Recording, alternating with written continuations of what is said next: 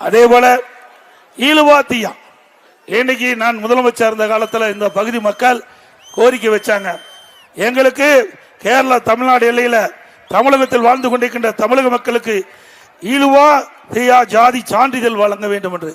அதிமுக ஆட்சியில் இந்த மக்களுடைய கோரிக்கையை ஏற்று சான்றிதழ் கொடுக்கப்பட்டது அதிமுக ஆட்சியில். விடியா திமுக ஆட்சி வந்த பிறகு 4 ஆண்டுகளாக இந்த பகுதி மக்கள் இந்த சான்றிதழ் பெறுவதற்கு கடுமையாக போராடி வருகிறார்கள். இன்றைக்கு ஓபிசி மத்திய அரசுக்கு இந்த அரசு பரிந்துரை செய்யல, இதனால அந்த சர்டிபிகேட் அவர்களுக்கு கிடைக்கல. மீண்டும் அதிமுக ஆட்சி வந்த பிறகு இந்த ஈழுவா தீயா ஜாதி சான்றிதழ் பெறுவதற்கு உங்களுக்கு தேவையான உதவிகளை அதிமுக அரசு செய்து கொடுக்கும். சான்றிதழ் பெறுவதற்கு உண்டான முயற்சிகளை அதிமுக எடுத்து மத்திய அரசுக்கு பரிந்துரை செய்து ஏற்கனவே அனைத்து இந்திய அண்ணா திராவிட முன்னேற்ற கழக ஆட்சியில் எப்படி உங்களுக்கு சான்று பெற்று தந்தோமோ அதே நிலை உங்களுக்கு உருவாக்கி தரப்படும் என்ற செய்தி இந்த நேரத்தில் தெரிவிக்கிறேன். இன்னைக்கு திராவிட முன்னேற்ற கழகம் ஆட்சிக்கு வந்த பிறகு எங்க பார்த்தாலும் போதைப் பொருள் இன்றைக்கு கீழிருந்து மலை பகுதி வரைக்கும் வந்துட்டு எல்லா பகுதியும் போதைப் பொருள் விக்குதா இல்லைங்களா? இன்றைக்கு தமிழ்நாட்டில் போதைப் பொருள் இல்லாத இடமே கிடையாது. அது கிராமத்தில் தான் சரி, நகரத்தில் தான் சரி, மலைப்பகுதியில் இருக்கின்ற மக்கள் வசிக்கின்ற பகுதியாக இருந்தாலும் சரி, எல்லா பகுதியிலும் போதைப் பொருள் விற்பனை அமோகமாக நடைபெற்றுக் கொண்டிருக்கிறது. இதனால் மாணவர்கள், இளைஞர்கள், பொதுமக்கள் இந்த போதைக்கு அடிமையாகி சீரழியக்கூடிய நிலை தமிழகத்தில் உருவாகி இருக்கின்றன.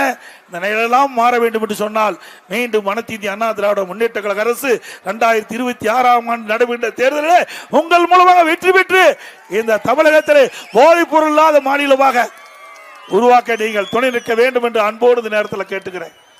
இன்றைக்கு போதைப் பொருள் விற்பனை செய்யறீங்களே பெரும்பாலும் இன்றைக்கு திராவிட முன்னேற்ற கழகத்தினுடைய அதிகாரத்தில் இருக்கின்றவருடைய உதவியோடு தான் இன்றைக்கு இந்த போதைப் பொருள் விற்பனை நடைபெறுவதாக இன்றைக்கு பரவலான செய்தி என்பதையும் இந்த நேரத்தில் தெரிவிக்க விரும்புகின்றேன். அது மட்டுமல்ல, இன்றைக்கு மலைப்பகுதியில் இருக்கின்ற மக்கள் வீடு கட்டுறதா மிக மிக சிரமப்பட்டு கொண்டிருக்கிறாங்க.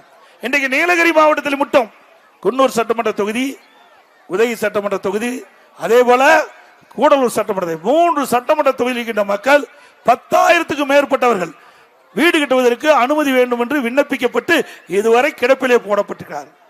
அவை இந்த மக்களுக்கு அந்த அனுமதி கிடைக்காத காரணத்தினால அவர்கள் வீடு கட்ட முடியாத சூழ்நிலை. மீண்டும் அதிமுக ஆட்சிக்கு வந்த பிறகு இந்த மனுக்கள் எல்லாம் பரிசீலிக்கப்பட்டு தகுதியானவர்கள் அனைவருக்கும் வீடு கட்டுவதற்கு அனுமதி கிடைக்கும் என்பதை இந்த நேரத்தில் தெரிவிக்கிறேன். அது மட்டுமல்ல, அதிமுக ஆட்சி இருக்கின்ற பொழுது இந்த வீடு கட்டுவதற்கு அனுமதி வெறும் 37,000 ரூபாய் 1000 சதுரடி கொடுத்துட்டு இருந்தோம். இது நகராட்சி பகுதியாக இருந்தால், அதே நகராட்சி பகுதியாக இருந்தால் 74,000 ரூபாய் அந்த வீடு கட்டுகிறதுக்கு 1000 சதுரடி வீடு கட்டுவதற்கு அனுமதி வாங்க வேண்டும் என்று சொன்னால் 74,000 ரூபாய் நீங்க இந்த அனுமதி கட்டணம் கட்ட வேணும். பேரூராட்சியா இருந்தா அதிமுக ஆட்சியில 24,000 ரூபாய், திமுக ஆட்சியில 70,000 ரூபாய், 46,000 ரூபாய் கூடுதலா கட்டணும். பேரூராட்சியில, நகராட்சியில கூடுதலா 37,000 ரூபாய் கட்டணும். ஆக இந்த பணத்தை கட்டினாலும் உடனடியாக அனுமதி கிடைப்பது கிடையாது. மீண்டும் அதிமுக ஆட்சி உங்கள் துணையோடு அடுத்த ஆண்டு நடைபெற்ற சட்டமன்ற தேர்தலில் வெற்றி பெற்று ஆட்சி அமைந்த உடனே இந்த கட்டணத்தை எல்லாம் மக்களோடு ஆலோசித்து உங்களுக்கு சிரமம் இல்லாம கட்டண நிர்ணயம் செய்யப்படும்.